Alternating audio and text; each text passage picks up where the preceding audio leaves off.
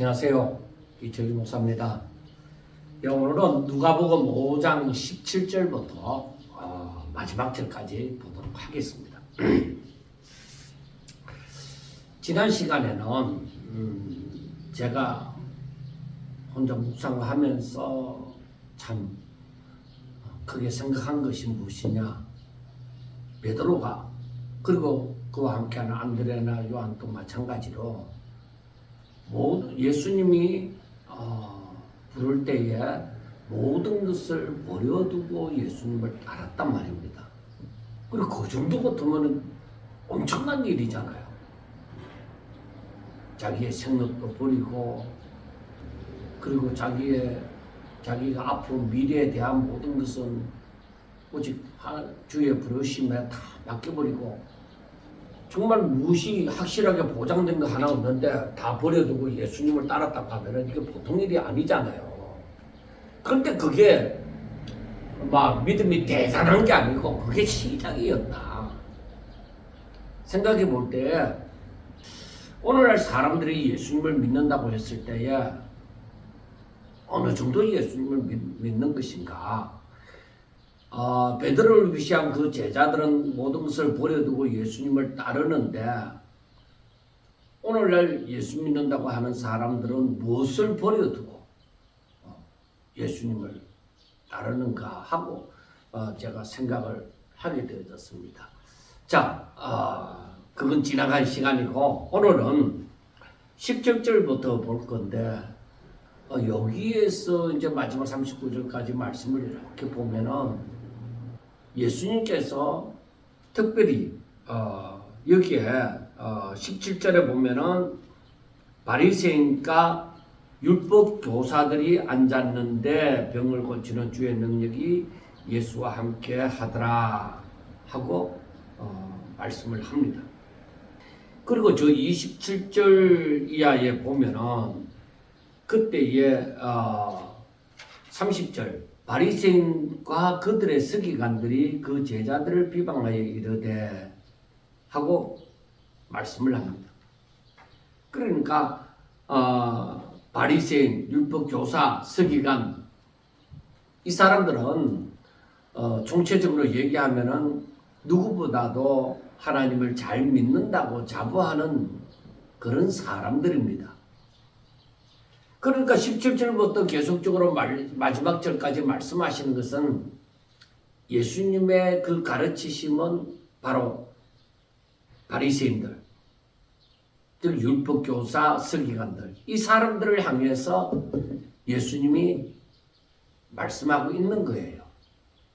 사실은 여기에서 중풍병자가 고침을 받고 세리 마태를, 즉 레위 마태를 부르시고, 그리고 이제 예수님께서 그 다음에 금식에 대한 것이나 어복 술 부대에 대한 비유를 말씀해 주시는 것은 바리새인, 율법교사, 서기관들을 두고서 하는 말이에요. 그들의 밑에 깔려 있어요. 이 말씀은 예수님에게로 나온 무리들을 향하여 말씀을 하는 거지만은 그 깔려있는, 아예 잔존에 있는 것은 바리새인, 율법교사, 즉 서기관, 이 사람들, 누구보다도 잘 믿는다고 하는 사람들을 향한 말씀이라고 해도 과언이 아닙니다. 그래, 그들을 향한 말씀이 곧 저들의 가르침을 받는 그 백성들에게도 향하는 말씀이죠. 자, 그러면은 예수님께서 이 17절부터 마지막 절까지 있어서 예수님이 무엇을 말씀하시고자 하는 것을 우리가 생각해 보고자 합니다. 예수님의 가르치심이 무엇인가? 자, 17절에서 보면은 하루는 가르치실 때에 갈릴리의 각 마을과 유대와 예루살렘에서 온, 그러니까 여러 지방에서 왔죠. 바리새인과 율법교사들이 앉았는데 병을 고치는 주의 능력이 예수와 함께 하더라. 바리새인, 율법교사 이 사람들이 뭐 어떤 관심을 가지든지 간에 어떤 목적을 따로 다른 목적을 가졌든지 간에 예수님 앞에 모여서 예수님의 가르치심을 듣고자 하는 것이죠. 그런데 이때에 병을 고치는 그 능력이 주와 함께 있었습니다. 그런데 그때 마침 한 중풍병자가 사람들의 즉 친구들의 손에 의해서 예수님께로 나옵니다. 그런데 이들은 사람들이 워낙 예수님 앞에 많이 모여 있다 보니까 이 사람이 중풍병자가 거동이 불편함으로 말미암아서 제대로 걸어서 예수님 앞에 나올 수 없다 말입니다. 그래서 친구들에 의해서 침상째 침상이 뭐 좋게나 했겠습니까? 하여튼 이 침상째 들리워서 예수님 앞에 오게 되어지는데, 그러니까 정상적인 방법으로서는 예수님 앞에 이 중풍병자를 데리고 갈 수 없으니까 지붕으로 올라가서 그 기와를 벗기고 이 중풍병자를 침상째 그대로 예수님 앞에 달아 내렸습니다. 그런데 예수님께서는 이게 보통 일이 아니잖아요. 있을 수 있는 일이 아니잖아요. 이 중풍병자를 어찌하든지 예수님 앞에 내려서 예수님이 고쳐주시기를 바라는 것이죠. 이제 그만한 믿음이 있는 것이죠. 예수님 앞에만 가면은 낫는다, 이런 믿음이 있는 것이죠. 그래서 지붕을 뜯고 해서 침상을 예수님 앞에 내린 것입니다. 예수님께서도 참 대단하다, 그렇게 생각했겠죠. 왜? 분명히 많은 비난의 소리도 들릴 것이고 웅숭웅숭 하는 소리도 들릴 것입니다. 그런데 이 친구들은 어떻게 하든 이 병자를 낫게 하고자 하는 그 믿음이 있었던 것이죠. 그 믿음에 어떤 확신이 없었다고 하면은 아마 이들은 지붕을 뜯어서 기와를 벗기고 그 중풍병자를 예수님 앞에 내려놓지는 않을 것입니다. 그만한 확신이 있었기 때문에, 그만한 신뢰, 제가 지난 시간에도 말씀을 했지만 신뢰가 있었기 때문에, 믿음이 있었기 때문에 그래서 달아내린 것이죠. 그래서 예수님께서 그들의 믿음을 보시고 이 사람아 내 제사함을 받았느니라 하고 말씀을 합니다. 이게 이제 문제가 되는 거죠. 이 사람아 내 제사함을 받았느니라. 그런데 이때에 한번 보세요. 21절에 서기관과 바리새인들이 생각하여 이르되 이 신성 모독하는 자가 누구냐? 오직 하나님 외에 누가 죄를 사하겠느냐? 하고 말씀을 합니다. 자, 중요한 겁니다. 예수님께서 하시는 말씀이 이 사람아 내 제사함을 받았느니라 하고 말씀을 합니다. 네가 제사함을 받았느니라고 얘기합니다. 그런데 이때의 바리새인이나 율법교사들은 이 신성 모독하는 자다 그렇게 얘기해요. 왜? 하나님 외에 누가 죄를 사하겠느냐. 여기서 분명히 그렇게 얘기하잖아요. 이들이 오직 하나님 외에 누가 능히 죄를 사하겠느냐. 그러니까 자기가 하나님인 듯이 하고 있으니까 이건 신성 모독이다. 그러니까 이 바리새인이나 율법교사들은 예수님을 메시아로 보지 않았다는 얘기죠. 하나님의 아들로 보지 않았다는 얘기죠. 그러니까 이 바리새인이나 율법교사들은 예수님이 도대체 무슨 말씀을 전할까? 어떻게 해서 병자를 고칠까? 막 여러 가지로 어떤 막 복잡한 그런 어떤 연구로 인해서든지 예수님 앞에 나와서 예수님의 말씀을 예수님 하시는 그 모든 은행을 보고자 하는데, 가르침을 받든지 하여튼 보고자 하는데 당장 이 부분이 딱 걸린 거예요. 이 부분이 딱 걸린 게 이 제사함을 받았다고 하니까 이게 딱 받치는 거예요. 왜? 하나님 외에 누가 죄를 사할 수 있겠느냐? 이건 신성 모독하는 거야. 자기가 아무리 잘났다고 해도 그런 교만을 떨어서는 안 된다. 이건 신성 모독하는 자다. 그렇게 생각을 한 거죠. 그런데 예수님께서 이렇게 말씀을 하시면 자 22절에 예수께서 그 생각을 아시고 대답하여 이르시되 너희 마음에 무슨 생각을 하느냐 하고 얘기합니다. 자 예수님께서는 이 바리새인이나 율법 교사들의 생각을 그들의 생각 그 중심에서 하는 생각조차 아시던 것이죠. 무슨 생각하느냐? 내 제사함을 받았느니라 하는 말과 일어나 걸어가라 하는 말이 어느 것이 쉽겠느냐? 자, 너의 제사함을 받았느니라 제사함을 받았다 하는 말과 그리고 일어나 걸어라 일어나 걸어가라 하는 말 가운데 어느 것이 쉽겠느냐 하고 말씀을 합니다. 그래서 여기에 대한 제가 궁금증을 많이 가지고 여러 곳을 제가 찾아봤습니다. 그러니까 이 말씀은 결국 어떤 사람은 얘기합니다. 일어나 걸어가라 했을 때에 그때에 예수님 외에도 다른 사람들도 병을 고치는 사람이 있었으니까 그것이 더 쉽지 않느냐. 그러나 제사함은 이들의 생각처럼 하나님 외에 누가 죄를 사하겠느냐 하는 것이죠. 그러나 이거는 제사함을 받았느니라 할 때에 이건 눈에 안 보이는 거고 일어나 걸어가라 하는 것은 눈에 보이는 거다. 이렇게 구분을 해서 얘기를 합니다. 그런데 우리가 알아야 되는 것은 제사함을 받았다는 얘기나 일어나 걸어가라는 얘기는 우리 인간에게 있어서 우리 사람들에게 있어서 이게 전부 다 불가능이다. 어려운 일이다.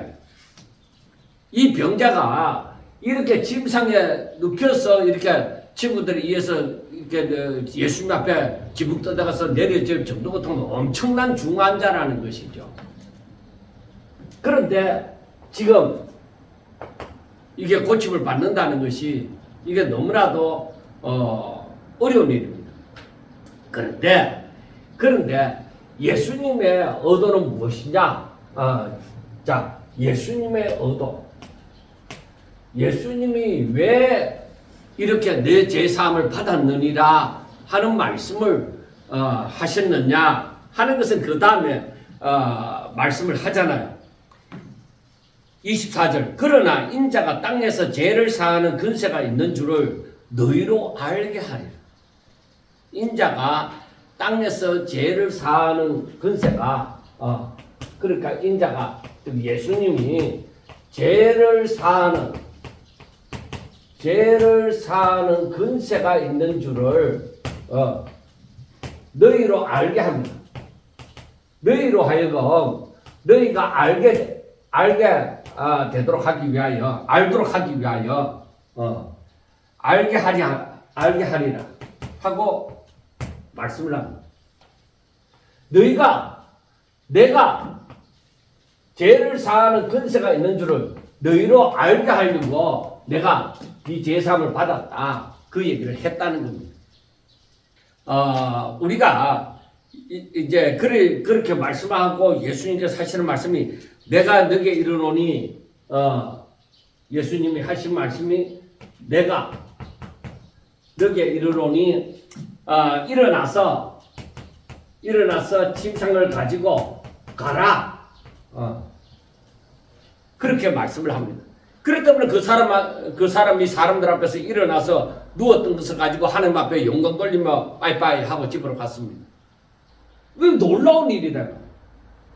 그러니까 여기에서 보면은 그 다음에 26절 모든 사람이 그러니까 거기에 있던 빽빽하게 모였던 모든 사람이 다 놀랐다. 놀라고 하나님께 영광을 돌립니다. 그리고 심히 두려워요. 그러면서 하는 말이 오늘 우리가 놀라운 일을 보았다. 그렇게 말씀을 하는 것입니다. 자, 여러분들 보세요. 예수님께서 예수님께서 이 중풍병자를 낫게 하는데 지금 주 목적이 있는 게 아니에요. 예수님께서 이 중풍병자를 낫게 하는 거기에 의도가 있다기보다는 이 바리새인과 이 율법 교사들에게 가르치고자 하는 것이 있습니다. 내가 너희로 하여금 알게 하리라. 뭐를 알게 하리라. 그래서 예수님은 처음부터 그 사람에게 내 죄사함을 받았느니라. 그들의 믿음을 보시고 말씀할 때에 내 죄사함을 받았느니라 하고 말씀을 하신 것입니다. 이것을 이 사람들이 알도록 하기 위해서 바로 인자가 즉 메시아다. 하나님이시다. 이걸 알게 하는. 그런데 이들이 알았을까요? 아니요. 오히려 신성 모독하는 자다. 그렇게 이 생각이 안 바뀌어지는 거예요. 그게 쉽게 바뀌어지는 일이겠습니까? 만약 우리가 그 현장에 있다고 하더라도 이게 쉽게 바뀌어지는 일이냐? 쉽게 바뀌어지지 않습니다. 예수님 고향 그 나사렛 사람들처럼 저 사람이 목수인 요셉의 아들이 아니냐? 그리고 저가 메시아라고? 저가 하나님의 아들이라고? 인정을 하기가 너무 힘든 거예요. 그러면 바리새인이나 율법교사들이 누구보다도 성경에 대해서 많이 알고 있는데 저 초라한 나사렛 출신 예수가 물론 병 고치는 능력이 있고 그렇게 한다고 하더라도 귀신도 쫓아낸다고 하더라도 저가 메시아이겠느냐? 저가 하나님이겠느냐? 이 말이에요. 그 나사렛 출신 그 뭐 이름도 없는 곳에서 태어나서 자란 그 목수인 예수라는 자가 그가 메시아이겠느냐? 그가 하나님이겠느냐? 하는 것입니다. 그런데 예수님께서는 바로 말씀하심이 바로 뭐예요? 인자가 죄를 사하는 근세가 있다는 것을 바로 이것을 누구만이 한다? 하나님 외에 누가 하겠느냐? 그리고 그가 메시아고 하나님이라는 얘기죠. 그런데 그걸 이제 생각해 보면 그렇게 되는데 그러면 예수님이 저 나사렛 출신 그 예수님이 메시아이냐? 오시리라고 했던 그 메시아인가? 하나님인가? 이렇게 쉽게 믿어지지 않는 것이죠. 그리고 중요한 거 또 하나 또 생각을 해보도록 하겠습니다. 네가 제사함을 받았느니라 할 때에 이때에 제사함을 받았느니라 하면 제사함을 받았을 것입니다. 그러면은 이때에 병고침이 일어났느냐는 것입니다. 왜? 제사함을 받았느니라 했는데 이때는 움직임이 없습니다. 그런데 나중에 뭐요? 예수님께서 내가 너에게 명하노니 일어나 걸어가라. 그러니까 그게 몇 절이에요? 내가 너에게 이르노니 24절이잖아요. 내가 너에게 이르노니 일어나 걸어가라. 이렇게 했을 때에 바로 이때에 온전한 고침이 있었다는 것이죠. 물론 이 제사함과 병고침은 연관이 있습니다. 죄로 말미암아 돌아왔으니까. 그러니까 이 연관이 있지만은 이거는 제사 따른 영이고 이건 육이잖아요. 영육이 고침을 받는 것이죠. 영육이 고침을 받는 것이에요. 그런데 이게 동시에 일어날 수도 있고 분명히 동시에 일어날 수도 있고 이번처럼 이렇게 시간의 차이가 조금 있으면서 일어날 수도 있다는 것을 우리가 생각해 볼 수가 있습니다. 그리고 제사함을 받은 자들의 병이 완전히 고쳐진다. 그러면 이걸 보면서도 그렇게만 또 단언하기도 어려운 입장입니다. 그러니까 우리가 이 사람들이 거기에 있던 사람들이 다 놀라고 하나님 앞에 영광을 돌리고 심히 두려워하게 되어졌지만은 그러나 이들이 이렇다고 해서 이들이 다 우리가 생각하는 그런 믿음을 가졌겠느냐? 아닙니다. 이들은 일반적으로 이 사람들을 우리가 뭐라고 해요? 무리들이라고 하잖아요. 이 사람들의 예수님을 이 따라다니면서 놀라고 하나님께 영광 돌리고 심히 두려워하고 이렇게 된다 해도 저들에게 산 믿음, 모든 것을 버려두고 예수님을 따르는 믿음, 그 믿음의 시작이라는 것이 이들에게 일어났느냐. 만약에 이들에게 일어났더라면 예수님을 십자가에 이들이 못 박지 않았을 것이다. 그렇게 생각이 되어집니다. 그래서 따라다니긴 따라다녀도 온전한 믿음이 저들이 놀라고 하나님 앞에 영광 돌리고 우리 다 함께 하나님께 영광의 박수를 칩시다 하고 그렇게 한다고 하더라도 저들이 다 믿는 데는 아니다. 우리가 이것을 좀 생각을 해보셔야 돼요. 그래서 예수님께서 이 사람들을 두고서 지금 이 중풍병자를 낫게 하는 이 과정 속에서 저들에게 알고자 하는 것은 인자가 죄를 사하는 근세가 있는 줄을 알게 하고자 합니다. 첫 번째로. 자, 그 두 번째는 이제 마태 때문에 마태를 부르심에 때문에 이제 일어나는 일이죠. 자, 그 다음 두 번째로 한번 봅시다. 그 후에 예수께서 나가사 레위를 하는 세리가 마태를 두고 얘기하죠. 세리가 세간에 앉아 있는 것을 보시고 나를 따르라 했다. 자, 레위, 마태, 이 사람은 세리예요. 세리가 세간에 앉아 있는 것을 보시고 예수님께서 저를 향해서 뭐라고 하느냐? 나를 따르라고 얘기합니다. 삭개오에 대해서 얘기를 하면서도 말씀을 했지만은 이 마태 같은 입장, 세리 같은 입장로는 그 당시에는 좋은 사람으로 인정을 받지 못했습니다. 그래서 그들은 어떻게 하든지 돈을 벌어서 잘 먹고 잘 사는데 관심이 많았다고 생각하면 될 것입니다. 그런데 예수님이 삭개오야 내려오너라, 내가 오늘 너희 집에 유하여야 되겠다. 그 나중에 보면 이제 그것도 나타나는데 이제 그거와 마찬가지로 여기에서도 마태보고 세리인 마태보고 세간에 앉아 있는데 마태보고 그러니까 예수님이 마태가 이제 세리인 줄 알죠. 그런데 뭐라고 하느냐? 너는 나를 따르라고 얘기합니다.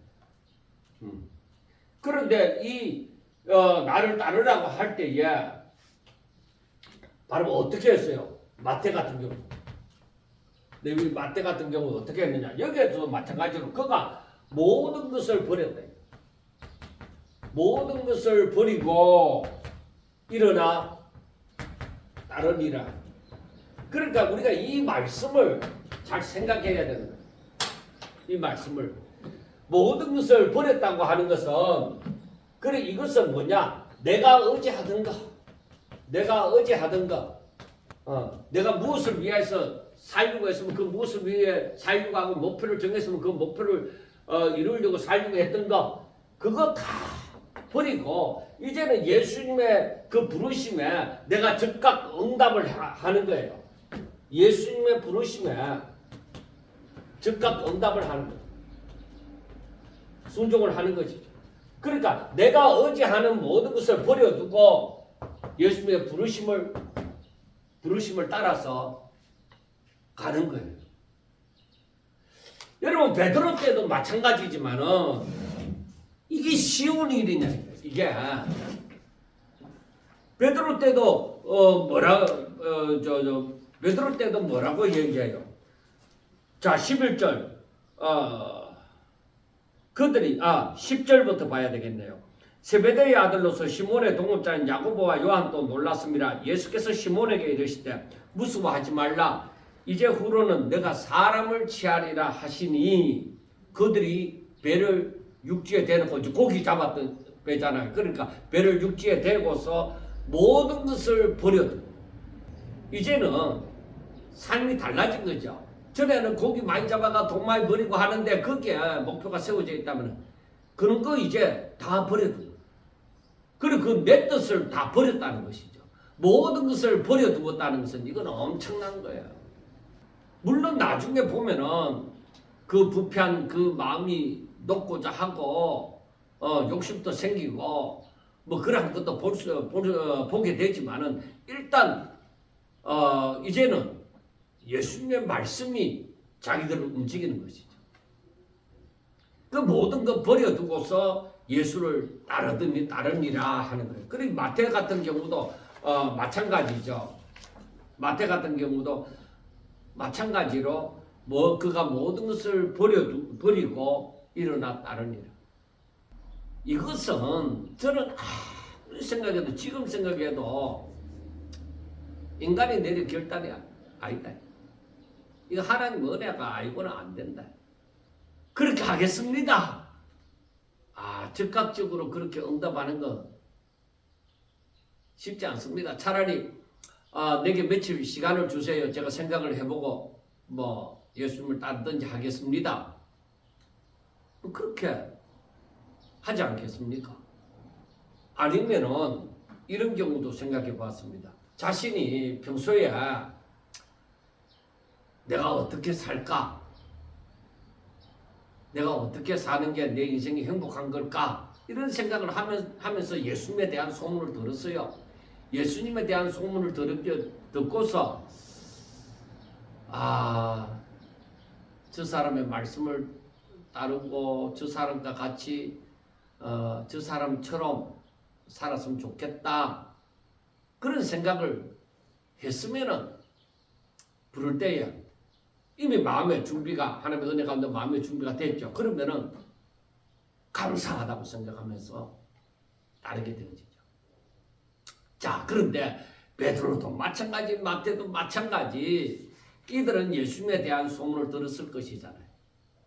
그리고 이들이 예수님을 만나게 되어졌을 때에 저들은 굉장히 좋았을 것이고, 그런데 그 예수님이 자기를 알고 자기를 불러주신다는 거예요. 이 세리는 제가 사개오를 생각하는데 항상 이 사개오가 아무도 자기를 몰라주고 자기가 세리장이라 하더라도 자기를 몰라주고 사람들은 그를 세리니까 옳은 인간 취급도 안 하고 그러는데 예수님이 소문 들어서 그 유명한 줄로 아는데 그 예수님이 자기 이름을 불러준다는 거. 사개오야 내려오너라. 오늘 내가 너희 집에 유하여야 되겠다. 그러니까 얼마나 좋았겠어요. 지금 마태복음은 일어나 나를 따르라. 넌 나를 따르라. 그랬을 때에 이 마태의 생각에는 세상 모든 것보다 그 예수님이 자기 보고 나를 따르라고 하는 것이 최고였다. 저는 그렇게 생각합니다.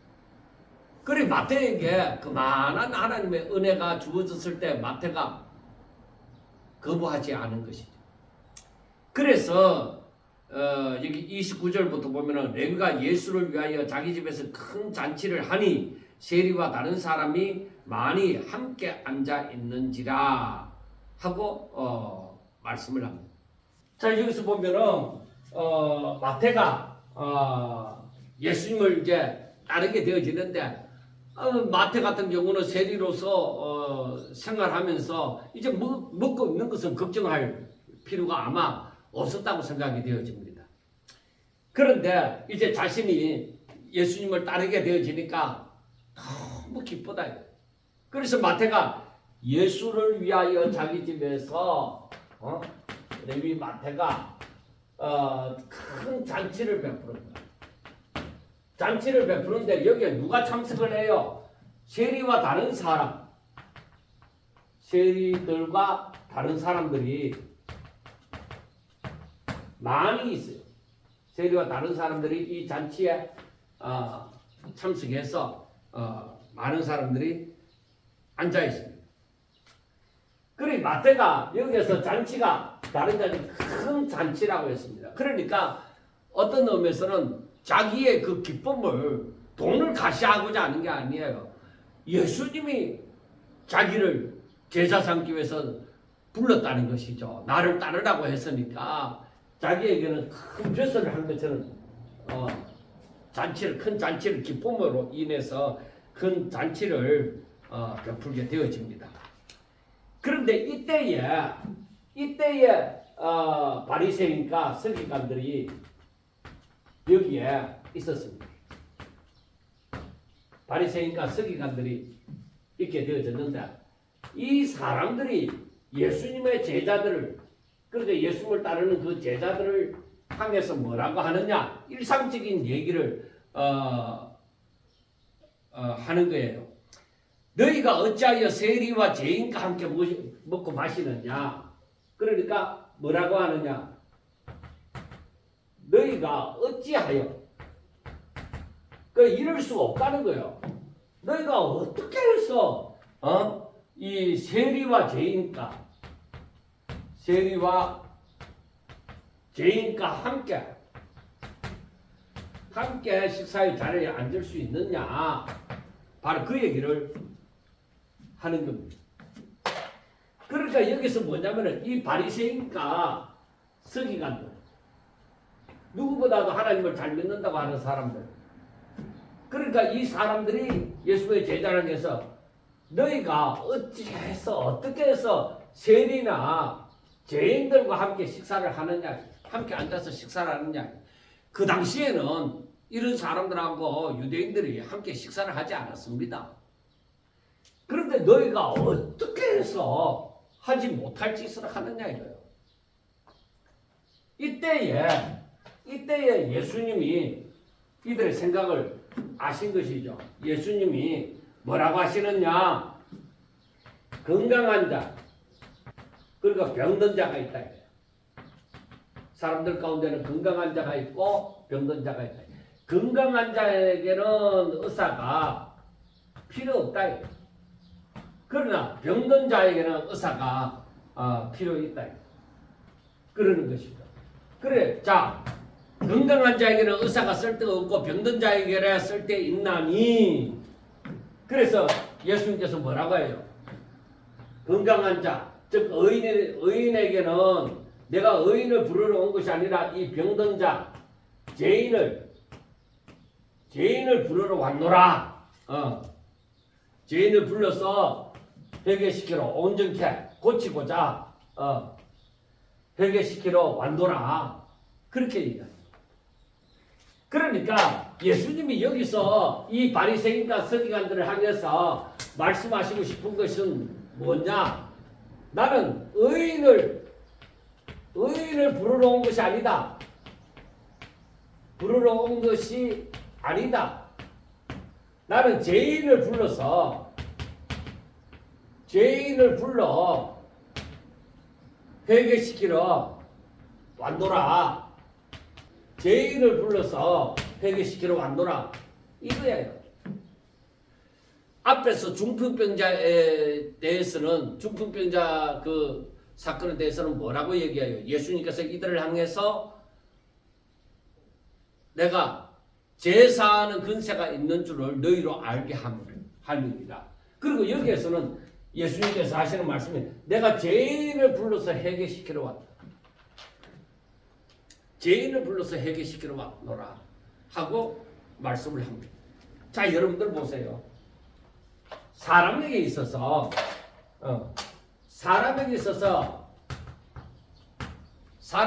가장 중요한 문제는 뭐예요? 이 모든 사람들이 다 죄인이다. 그리고 죄의 삭은 사망이다. 사망은 사단의 근세 가운데서 생활하게 되어진다. 자, 이들을 구원시키고자 하면은 어떻게 해야 되느냐? 이 사람의 죄를 사하여 주시는 역사가 있어요. 그 죄 사함을 받으려고 하면은 먼저 자신이 죄인인 줄 알아야 되고, 그래서 회개하고 바로 하나님을 믿어야 된다. 의지해야 된다는 거예요. 그러니까 여기에서 예수님께서 중풍병자를 통해서 내가 제사하는 권세가 있다. 내가 이 사람들, 이 죄인들을 죄를 고쳐야, 죄를 사하여야, 죄를 없이해야 이들이 구원받을 것이 아니냐. 그리고 이 죄인을 불러서 회개시키려 하노라. 그래야 저들에게 하나님을 믿는 믿음의 역사가 일어나는 거죠. 아, 내가 죄인이다. 내 힘으로는 살 수 없다. 내 힘으로는 구원받을 수 없다. 하는 것을 알고 하나님을 의지하는 것이죠. 그래서 지금 그 얘기를 하고 있잖아요. 내가 의인을 부르러 온 것이 아니다. 죄 없다 생각하는 사람들, 그런 사람들 부르려고 온 것이 아니다. 죄인, 내가 어찌 알고 하는 그 죄인을 불러서 회개시키러 왔다. 하나님을 믿게 하려고 왔다는 것이죠. 그런 믿음을 선물로 주시는 것이죠. 지금 그 얘기를 하고 있는 거예요. 나는 죄인을 부르러 왔다. 그래서 우리 사람들이 알아야 되는 것이 무엇이냐? 나는 죄인으로서 하는 그거예요.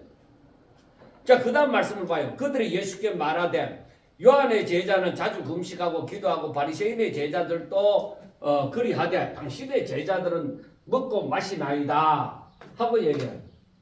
자, 요한의 제자들 그리고 또 바리새인의 제자들 이들이 어떻게 한다고? 이들은 바로 자주 금식한다. 금식하고 기도한다. 그런데 당신의 제자들, 예수님의 제자들은 어떠하냐? 바로 너희들 항상 먹고 마시는. 그러니까 바리새인과 세리의 기도에 비유에서도 나오지만은 바리새인은 뭐라고 얘기해요? 우리는 일주일에 2번씩 금식하고 저들은 자주 금식하고 기도하는 거예요. 근데 당신들은 어떻게 해서 먹고 마시는 일에만 이렇게 집중하는 거예요. 그럼 뭔가 당신들은 잘못되어졌다 하는 거예요. 이거는 뭐예요? 이거는 이들이 하는 것은 바로 저들의 종교 생활의 전통이에요. 잘못됐다는 게 아니에요. 그걸 내세우는 거죠. 그런데 이들은 먹고 마신다. 자, 여기에 대해서 예수님이 하시는 말씀이 예수께서 34절 예수께서 그들에게 이르시되 혼인집 손님들, 자, 혼인집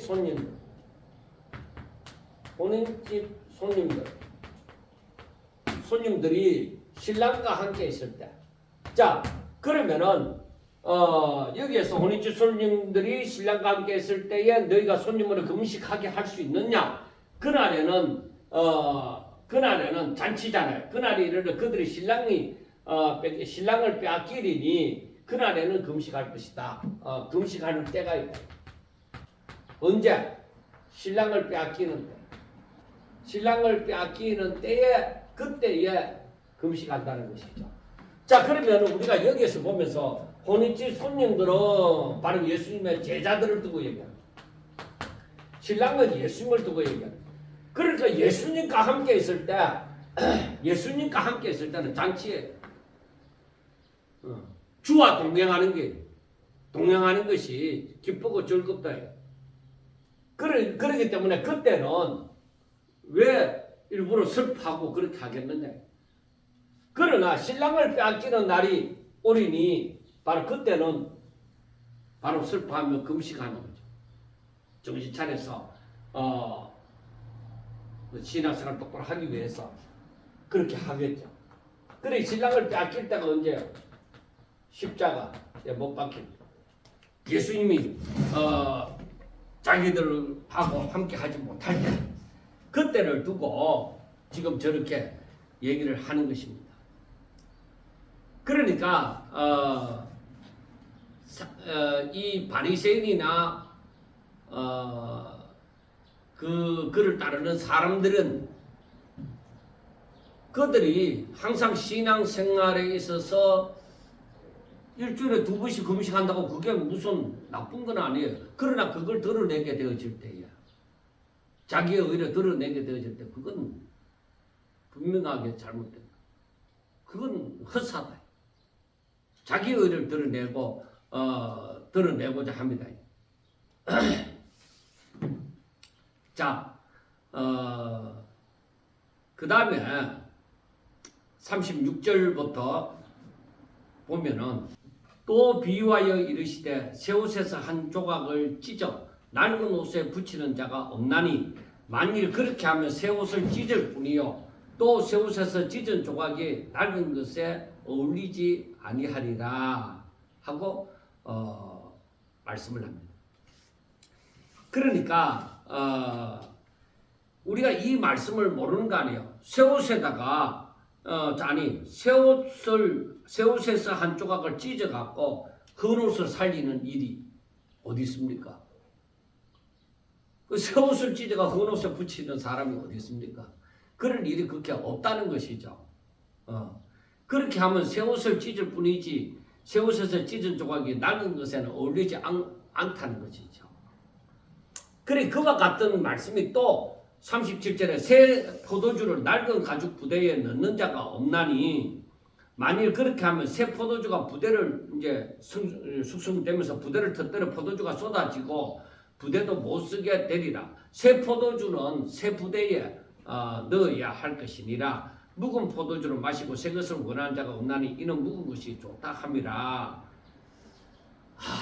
자 36절부터 마지막 그 39절까지의 이 말씀을 가만히 보면은 사람들이 조금씩 뭔가 오해하는 부분도 있습니다. 그래서 여기에서 보면은 사람들은 율법을 잘못 이해하거나 오히려 율법에 집착함으로 말미암아서 그 본래의 그 율법의 본래의 목적을 잃어버렸습니다.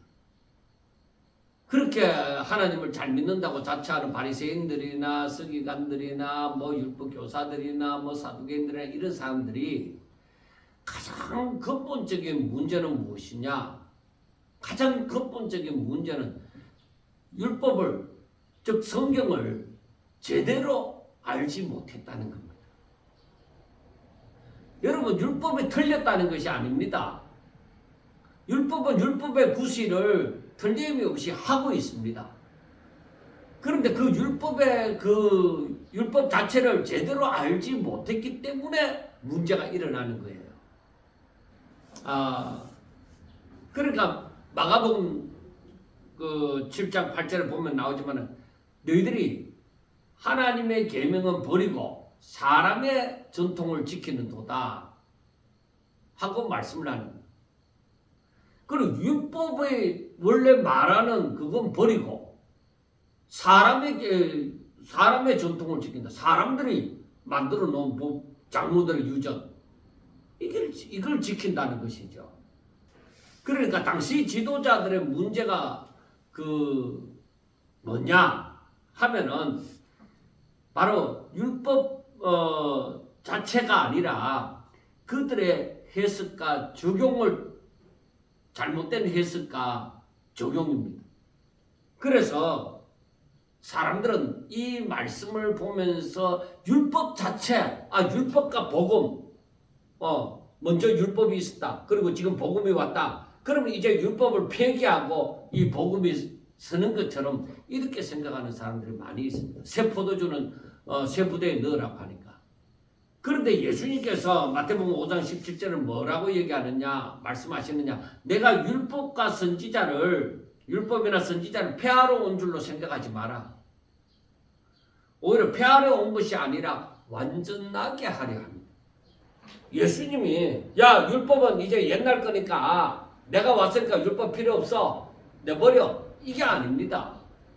폐하러 온 것이 아니라 완전하게 하러 오셨습니다. 그러니까 이 해석이 자칫 잘못하면은 이 사람들에게 오해를 불러일으키는 거예요.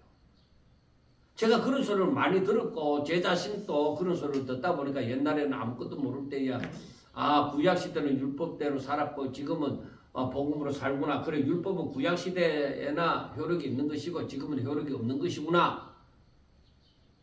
그렇게 옛날에 아무것도 모를 때는 율법이 뭔지 복음이 뭔지 모를 때는 그때는 그렇게 생각을 했었습니다.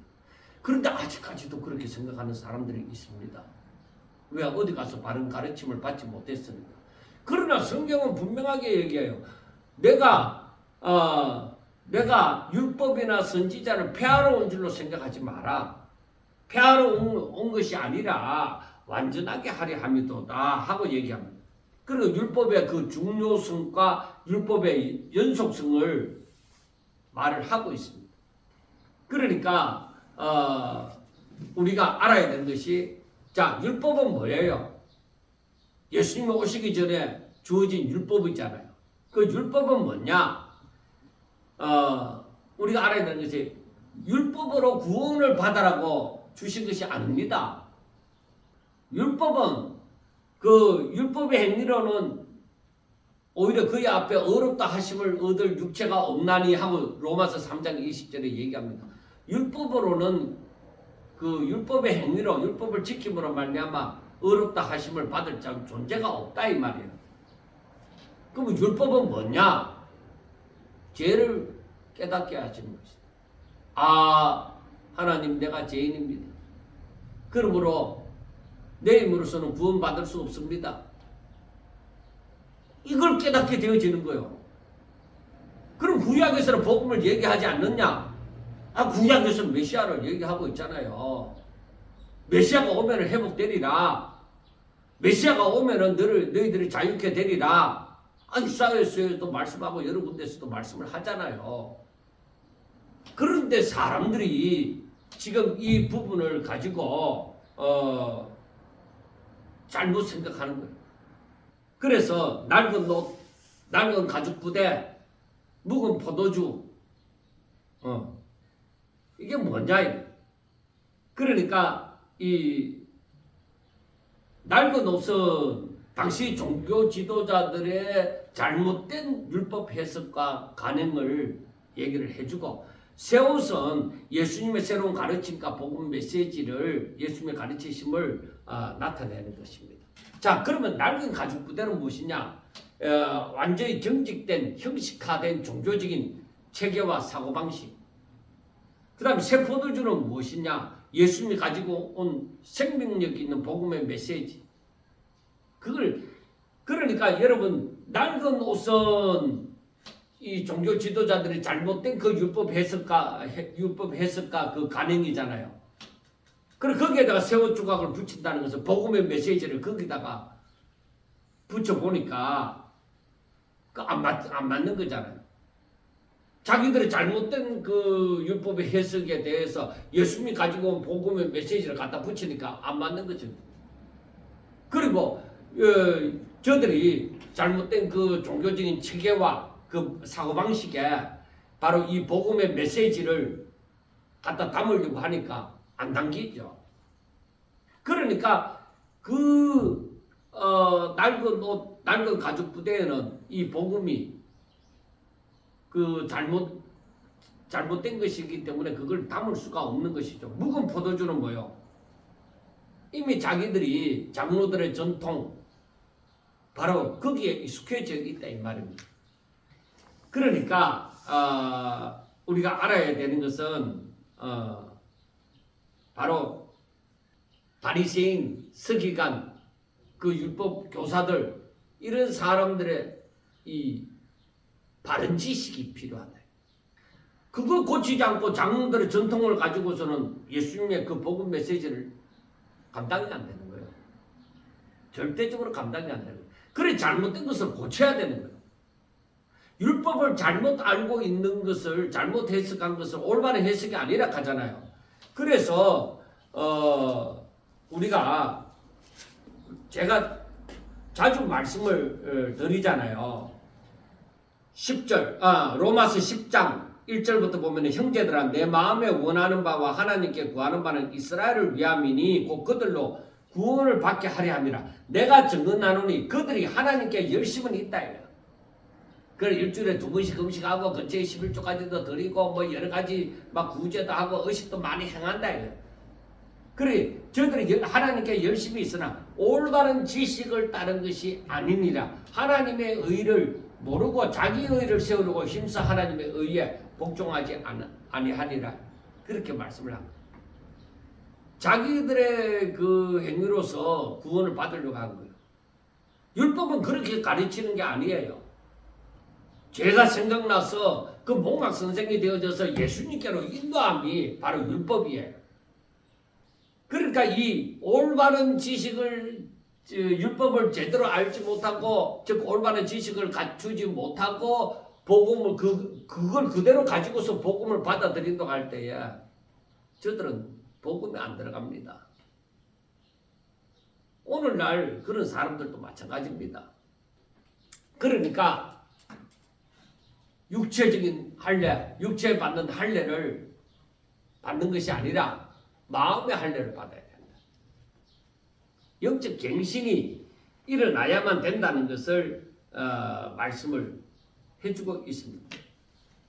자, 우리가 그러므로 율법이 잘못되어졌다고 생각하는 사람들은 그건 틀린 거예요. 이 당시 유대인들이 율법을 잘못 해석하고 잘못 알고 있고 그 가운데서 자기들이 전통을 만들어서 하나님을 더 잘 믿는 것처럼 그 전통을 만들어 갖고 자기들이 한 거예요. 따르고 한 거예요. 그런데 그 상태에서 복음을 예수님께서 올바른 그 지식을 전해 주시는 것이죠. 올바른 가르침을 해 주시는 것이죠. 그런데 자기들의 잘못된 관행을 가지고 그 올바른 지식을 들었을 때에 믹스가 안 된다. 계속 영속성이 되어져야 되는데 영속성이 안 이루어지는 거예요. 그래 이 영적인 변화가 일어나야만 되는 거예요. 그러니까 이런 예수님이 바라는 그런 그 완성이 일어나지 않는 것이죠. 그러니까 우리가 예수님이 오심으로 말미암아서 어떤 뭐 새날이 그 완전 뒤바뀐 날이 왔다. 그게 아니에요. 율법의 마침이 되어지는 율법의 완성이 되어지는 거예요. 우리가 그래야 이 말씀을 제대로 알고 있는 거예요. 그리고 율법은 복음이 오는 데 있어서 준비의 역할, 목각 선생과 같은 역할을 했다는 것을 우리는 분명하게 아셔야만 됩니다.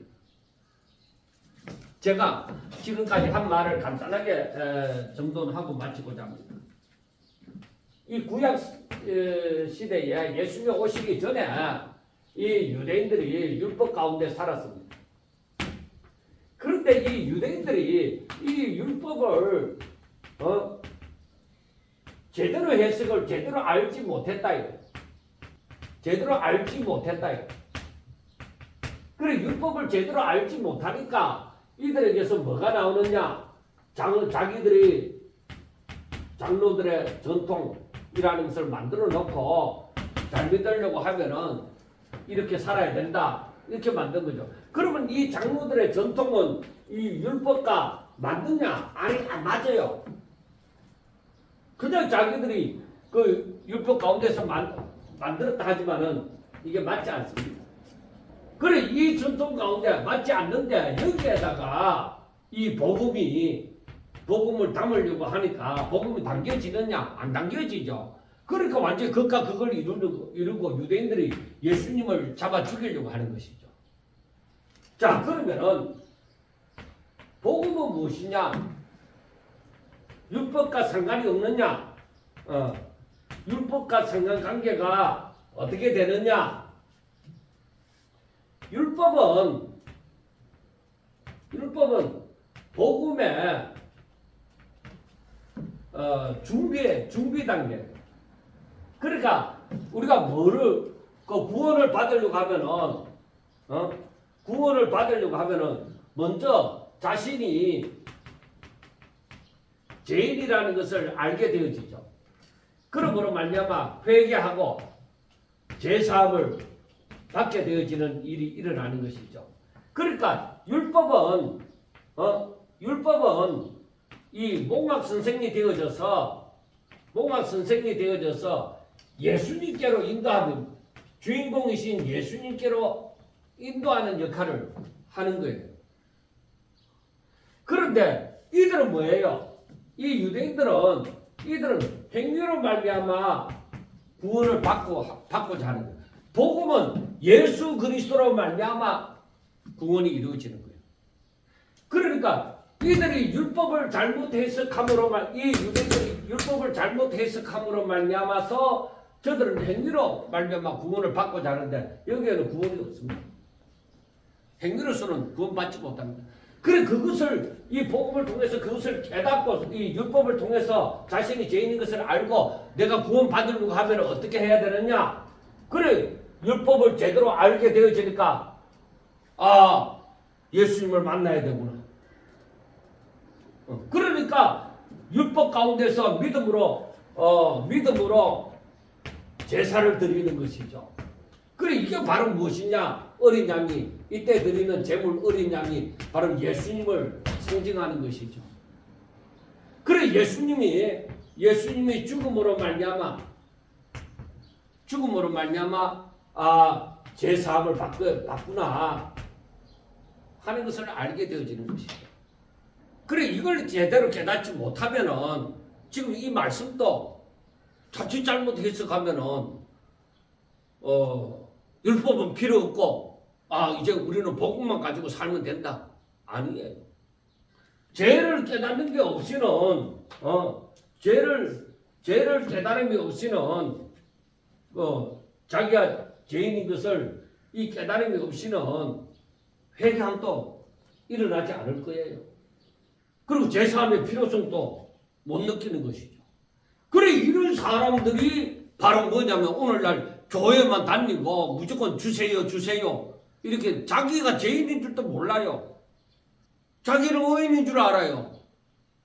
유대인들처럼 교회 나와서 주일 지키고 교회 나와서 기도하고 11조 드리고 그 모든 봉사도 하고 다 하는데 자신이 죄인인 줄 몰라요. 자기들은 그냥 이 세상에서 잘 먹고 잘 살고 싶다는 것이죠. 그러니까 그런 사람들도 잘못된 지식이다. 우리는 분명히 율법에서 복음으로 이 구약에서 신약으로 오는 이 모든 단계가 여기에서 끝나는 것이 아니라 이거 율법 시대가 끝나고 복음이 이제 다시 새로 뜬다. 구약이 끝나고 이제 신약이 이제 완전 다른 세계가 펼쳐진다 아니에요. 영속성이에요. 하나님의 계획에 그 섭리로 말미암아서 성취되어져 가는 그 과정이다 이 말이에요. 이게 이걸 알아야 돼요. 우리가 진정 하나님의 뜻을 깨닫지 못하면 정말 안타까운 일이 일어나는 거예요. 오늘날에도 예수 믿어도 교회 나와도 자신이 죄인인 줄 모르고 회개할 줄 모르고 그런 사람들에게 어떻게 하나님의 긍휼이 임하겠느냐. 죄인인 줄 모르는 사람에게 어떻게 제사함의 역사가 일어나겠느냐. 그래서 예수님께서 먼저 오셔서 제사함에 대해서 제사함에 대해서 누가가 그렇게 가정적으로 이제 써놓은 거죠. 제사함에 대해서. 예수님은 죄인을 부르러 온 것에 대해서. 그리고 너희들이 지금까지 잘못 알고 있다. 이게 영적으로 갱신되어져야 된다. 바로 알아야 된다. 하는 것을 말씀을 하고 있는 것이죠. 그래서 17절에서부터 이 39절에 이르는 이 말씀을 우리가 제대로 깨닫는 것이 너무나도 중요한 줄 압니다. 저와 여러분에게도 이렇게 점점 더 하나님을 알아감이 더 깊어져서 하나님의 뜻을 깨닫고 더욱더 하나님의 뜻대로 예수 그리스도로 말미암아 기뻐하고 즐거워하는 그러한 삶을 살 수 있기를 주의 이름으로 축원합니다. 감사합니다.